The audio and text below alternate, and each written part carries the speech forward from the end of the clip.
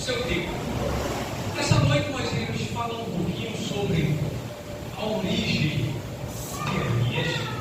Eu também falar sobre o contexto histórico no qual o profeta Elias viveu, as principais características que esse profeta ele possuía e a forma em que ele exerceu o seu ministério. Bem? Então, irmãos, percebemos que Elias é um dos profetas mais conhecidos, mais famosos da Bíblia. Verdade? Profeta que muitas vezes suscita até várias discussões em torno da sua pessoa. Sendo assim, o primeiro tópico que queremos falar sobre Elias é sobre a sua origem. Percebam que, de acordo com o livro de Reis, capítulo 17, versículo 1, a parte A, Elias, ele era um habitante da cidade de Tisbe. Consequentemente, por conta disso, ele era chamado de Tisbita. Ele habitava. Então, não chegaram ao consenso de onde ficava a cidade do profeta, e qual seria a Tisbe, a qual Elias ele pertencia. Se seria realmente a Tisbe de Gileade ou a Tisbe que ficava em Benjamim. Então, na verdade, até a cidade do profeta era um tanto desconhecida dos estudiosos da Bíblia. A própria origem humana de Elias não é mencionada. Não se fala sobre o pai de Elias, não se fala sobre a mãe de Elias, não se fala sobre os aspectos familiares envolvendo Elias. Ele, na verdade, foi um profeta que surgiu repentinamente, trazendo uma palavra de Deus, de tal forma que sobre a sua vida, muitas lacunas permanecem. O próprio historiador judeu, Flávio José, historiador contemporâneo de Jesus Cristo, que escreveu alguns livros narrando a história dos hebreus, ele escreveu Antiguidades Judaicas, ele escreveu Guerra dos Judeus contra os Romanos e também contra Apio. Esses livros que foram reunidos em um só volume nos dias de hoje e foi lançado pela editora CPAD como livro de história aos hebreus. Quando José ele narra a vida de Elias, nada ele diz sobre a sua origem, sobre seus pais. E sobre a sua cidade, apenas citar o nome da cidade. Bem? Então, como foi a época que Elias viveu? Qual é o contexto histórico em que o profeta ele aparece ali no cenário humano ali em Israel? Percebam, geralmente os profetas eles surgiram numa época difícil, caótica, degradante da história do povo de Israel. O comum para o povo era ter um ministério sacerdotal, onde os sacerdotes eles intercediam pelo povo, eles levavam o povo. Mas quando o sacerdócio se corrompia, quando o povo se afastava de Deus, então muitas vezes Deus levantava um profeta, Deus vocacionava alguém, e aquele homem de Deus ele chegava como um porta-voz do Senhor, trazendo uma mensagem para o seu povo. Então, Elias, ele exerce o seu ministério, pelo menos ali, no reino do norte, que era chamado Reino de Israel. E ele profetiza durante o período de 2 reis, o rei Acabe e o rei Acasias, que era filho de Acabe. Ao mesmo tempo, ele também profetiza durante o reinado do rei Josafá, que era rei do reino do sul, que era o reino de Judá. Por que eu estou falando do reino do norte e reino do sul? Porque naquele período a terra de Israel estava dividida em dois reinos. O reino do norte, que era chamado de Israel, que tinha 10 tribos, e o reino do sul, chamado de Judá, que eram 2 tribos, Judá e Benjamim, cuja divisão ocorreu depois da morte do rei Salomão, assim que seu filho Roboão ele assume o trono. E Elias foi profeta do reino do norte. E ele vai entregar a mensagem ao rei Acabe, ele vai profetizar também para o rei Acasias, filho de Acabe. Então, o que é que ocorre? A época em que Elias profetiza é uma época de muita mistura ali em Israel. A mistura já começou. Vocês bem conhecem que era Jezabel, mulher daquelas que Deus tinha ordenado através da sua lei que o povo de Israel não deveria tomar.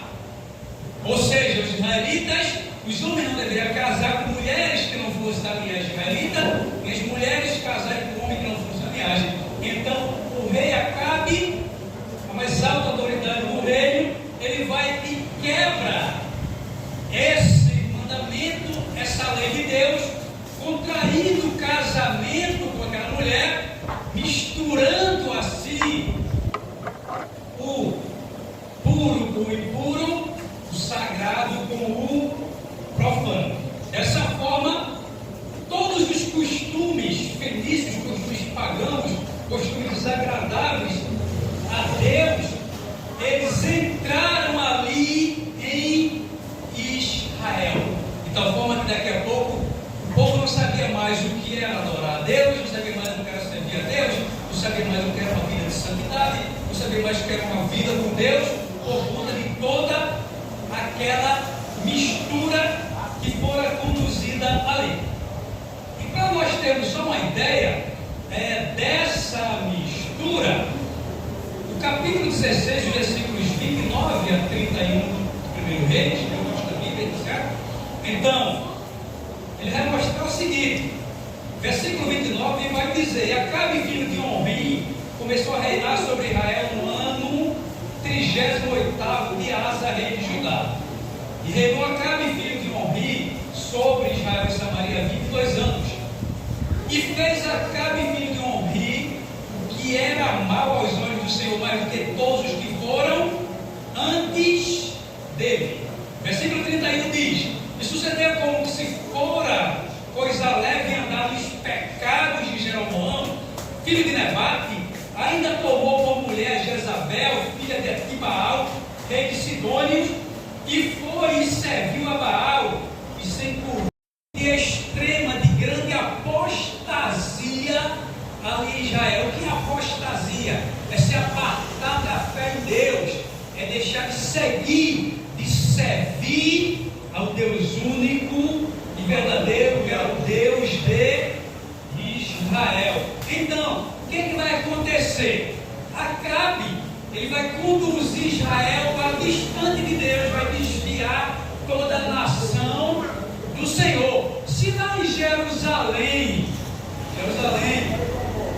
estava o templo consagrado a Deus, Acabe vai fazer o quê? Ele vai construir na cidade de Samaria um templo em homenagem a Baal, um templo para adoração a Baal. Ele vai erguer um altar para Baal. Percebam que quando Elias, no capítulo 18 do primeiro livro dos Reis, ele está ali conclamando o povo de Israel a voltar para Deus, ele vai fazer aquele desafio para os profetas de Baal. Perceba que ele vai consertar, ele vai reparar o quê? O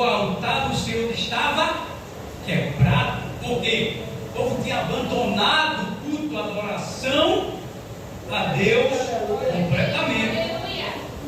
É nesse momento de mistura, de apostasia, que vai surgir quem? Elias. Ele vai receber um chamado da parte de Deus. Também pouco sabemos que Deus o chamou, a não ser aquilo que Joséfo diz, de que Deus mandou ele levar uma mensagem ao rei.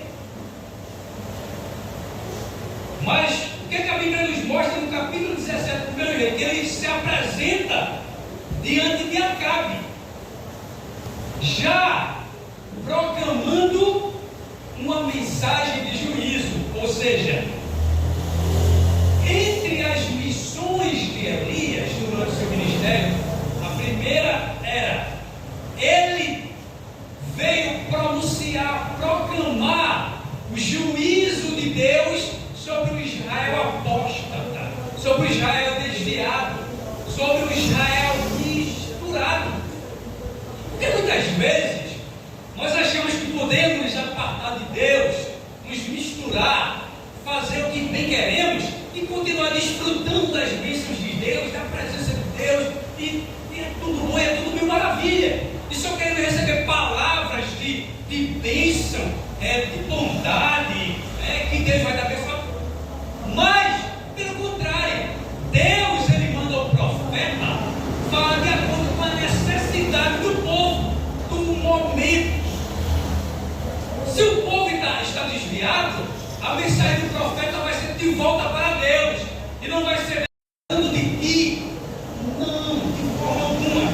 E então, Elias, ele vai surgir, e como profeta de Deus, ele vai proclamar como castigo de Deus uma grande seca sobre Israel. Então ele vai dizer o quê? Que de acordo com a palavra dele, parte B do versículo, do capítulo 17, versículo 1, parte B, ele vai dizer que não haveria chuva nem orvalho em Israel, senão, segundo a sua palavra, era converter o povo de Israel de volta ao Senhor, seu Deus, o que ele procurou fazer com muito zelo, com muita responsabilidade. Durante todo o seu ministério, Elias procurou combater a idolatria. Embora a sua vida tivesse em perigo, mas ele foi combatendo a idolatria. E teve um momento em que, mesmo correndo o risco de morrer, ele se apresenta diante do rei Acabe, manda convocar todos os profetas de Baal, e ele agora proclama ao povo de Israel que eles deveriam servir ao Deus verdadeiro. Percebam que no capítulo 18 e o versículo 21, Elias vai chegar para o povo e vai dizer assim: até quando cocheareis entre dois pensamentos? Se o Senhor é Deus, segue. Se Baal, segue. Porém o povo lhe não respondeu nada. Respondeu nada. Então, no versículo 39, perceba que diante da demonstração do poder de Deus através da vida do profeta, o povo vai cair sobre o seu rosto, fazendo o quê? Se voltando para Deus e clamando: só o Senhor é Deus, só o Senhor é Deus, glórias a Deus. E assim que um profeta, que um porta-voz de Deus deve se portar, proclamando o arrependimento, proclamando o povo a voltar-se a Deus, a ver uma vida reta com Deus. Não como os profetas de Baal, que querem uma vida de luxo, querem uma vida de vantagens. Estava ali só para dizer, para profetizar aquilo que o rei queria ouvir, que precisavam comer a mesa do rei, precisavam desfrutar dos benefícios do rei. Mas o verdadeiro profeta, ainda que ele tenha que fugir, ainda que ele corra o risco de perder a sua cabeça, mas ele vai falar aquilo que Deus manda ele falar. Ele não vai falar para agradar, ele não vai falar para massagear egos, mas ele vai falar a palavra que Deus manda. Glória a Deus. Glória a Deus. Glória. Uma manifestação do poder e das bênçãos de Deus. Percebam, o primeiro momento em que o poder de Deus é manifestado na vida de Elias é quando ele chega e diz assim: nem chuva nem orvalho haverá, se não segundo a minha palavra, capítulo 17, versículo 1. Eu vou fazer isso aí. Eu acho que alguém olhou para ele e se espantou. Isso é um lunático. Quero ver que isso não vai se cumprir. Só que a seca por 3 anos e meio foi a seca sobre a terra. No primeiro momento que as pessoas acreditaram que Elias era o profeta de Deus. Mas também no capítulo 18, no momento em que ele faz o desafio e com poucas palavras ele clama ao Deus de Abraão, Isaque e Israel, e Deus responde do céu com fogo, consumindo o holocausto, a lenha, o altar e ainda a água que estava ali.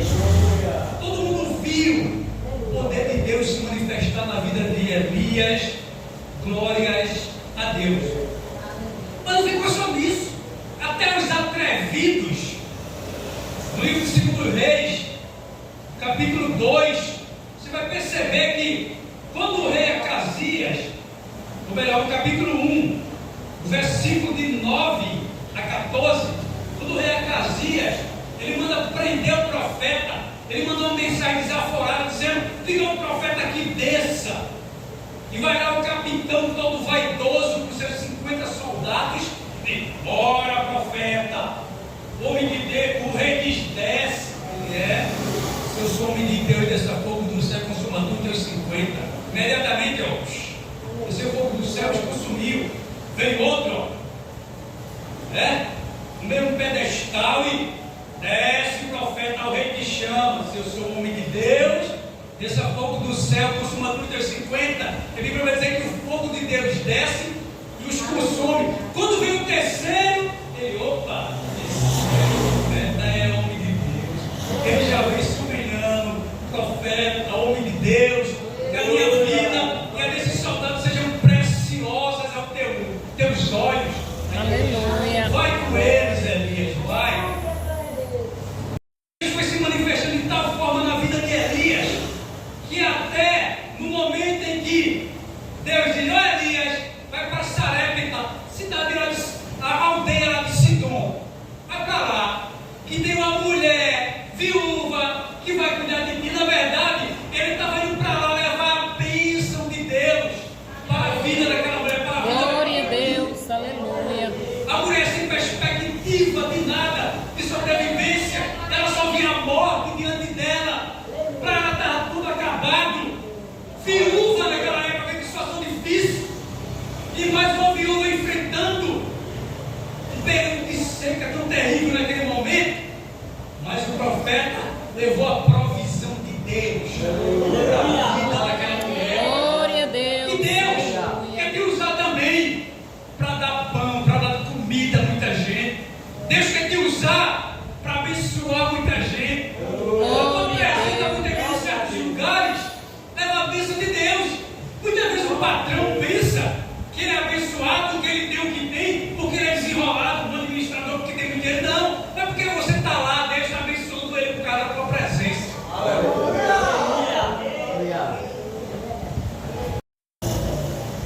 Deus também tinha missão para Elias ungir reis e profetas. No capítulo 19, o versículo 15 e 16, percebam que Deus vai mandar Elias ungir o rei da Síria e um novo rei para Israel, e Eliseu profeta no lugar dele. Perceba, ele vai dizer no versículo 15: o Senhor lhe disse: vai, volta pelo teu caminho para o deserto de Damasco, vem e unge Azael, rei sobre a Síria. Também a Jeú, filho de Nice, ungirás rei de Israel. E também Eliseu, filho de Safate, de Abel Meolá, ungirás profeta profeta em teu lugar.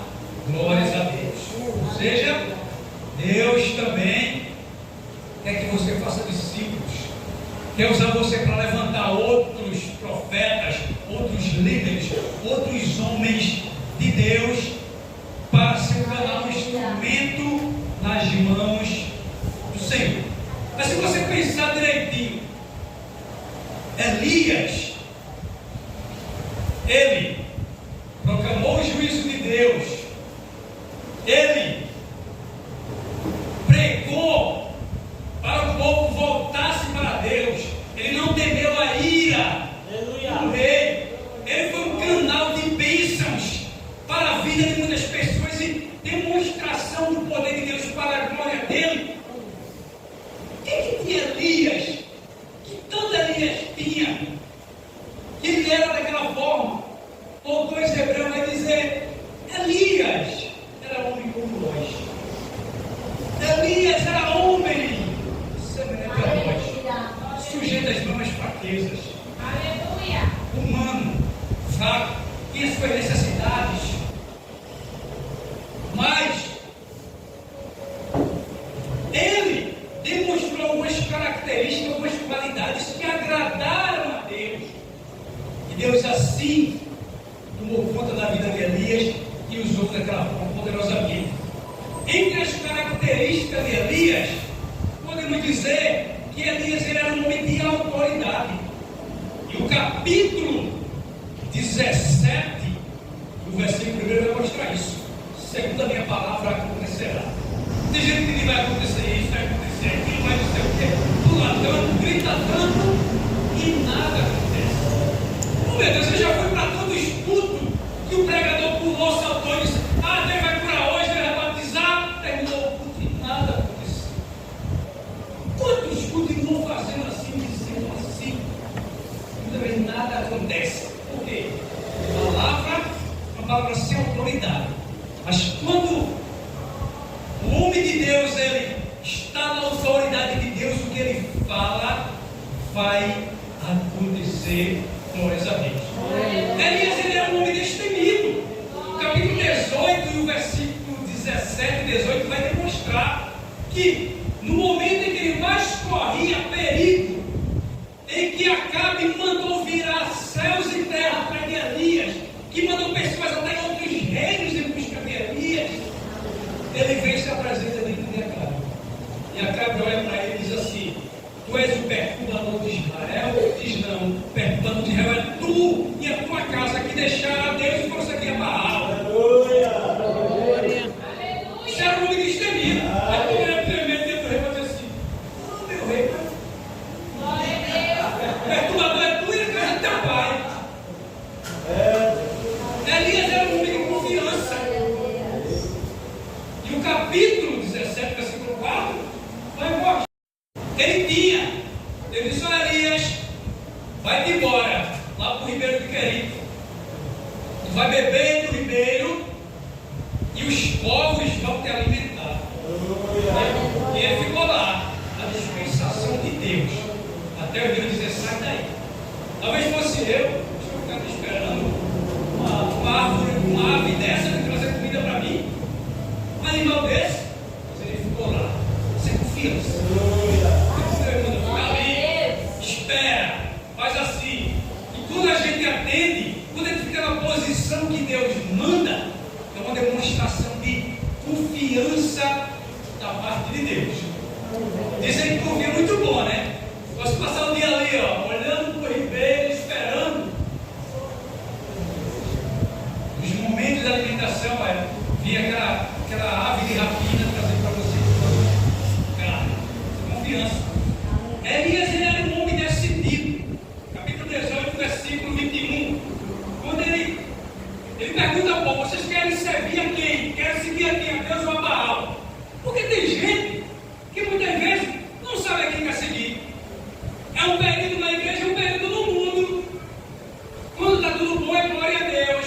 Quando está passando por dificuldade, é maldizendo a Deus. É dizendo que vai deixar a igreja, que não vai evangelizar, que não vai para a oração, que não vai para cantar, que não vai fazer isso ou aquilo. Por quê? Não sabe a quem serve. Os Elias era diferente. Sabia a quem estava servindo. E Elias ele era um homem de oração. Durante todo o seu ministério, ele demonstra que era um homem de oração. Ele orou, capítulo 18, o que, é que vai acontecer?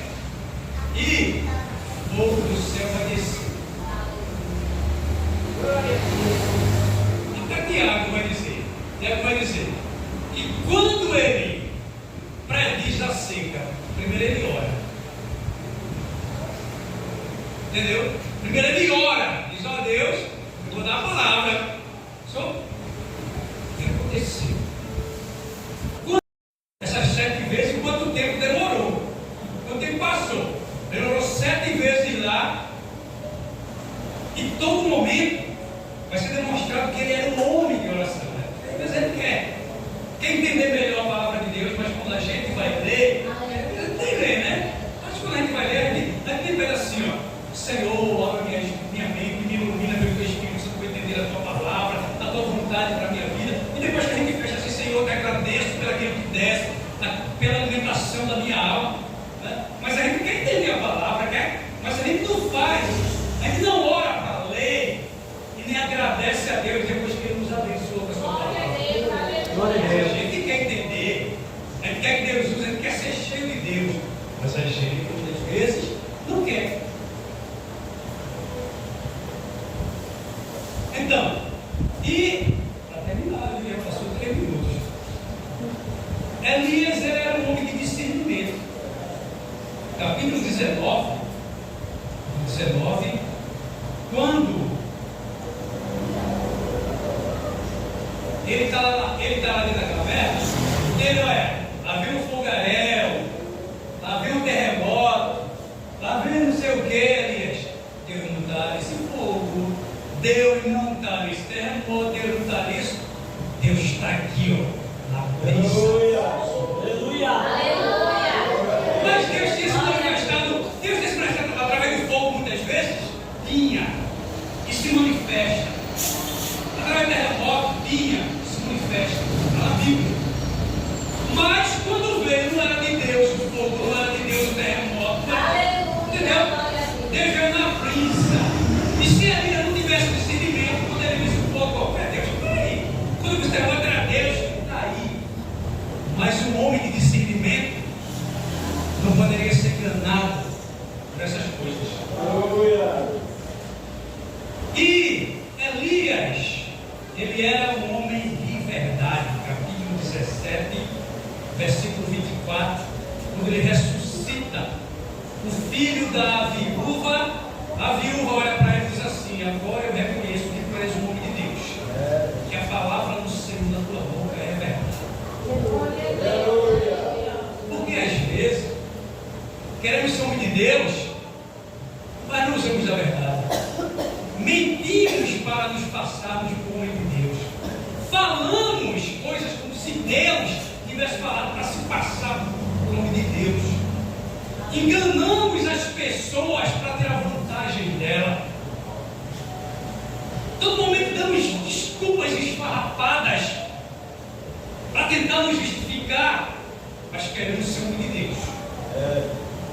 E o homem de Deus não vive com mentira. Ele não procura enrolar as pessoas para dar proveito. O homem de Deus, ele não usa Deus, ele deixa Deus usá-lo. Aleluia, glória a Deus. Então, Elias demonstrou todas essas características em sua vida. Mas Deus disse: tá bom, Elias, eu já te usei, agora é hora de tu ires. Então Deus vai preparar um momento para Elias partir para o céu. Então, lá vai Eliseu caminhando, lá vai Eliseu caminhando, e vem uma carruagem de fogo, um carro de fogo, e leva Elias, né? Não. É aqui, uma carruagem, um carro de fogo, separou Elias de Eliseu. Mas Elias subiu ao céu no redemoinho. Aleluia. Acho que está sendo dado. Não foi o carro, a carruagem, foi o cavalo, porque não levou Elias, não. Separou Elias de Eliseu. Mas Elias, ele sobe no redemoinho, glórias a Deus.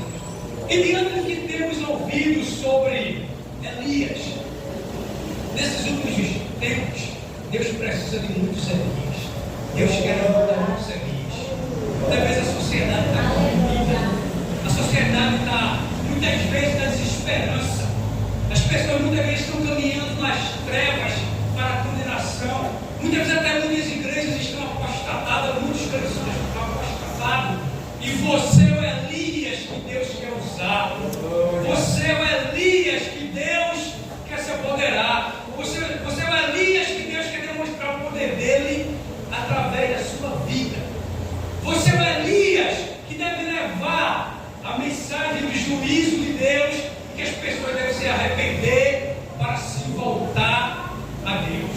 Você é o Elias que Deus quer que discirna, que o diabo muitas vezes quer se infiltrar, que ele quer entrar, que ele quer uma brecha, que ele quer enganar. Você é o Elias do século XXI, você é o Elias que Deus quer usar, que Deus quer usar.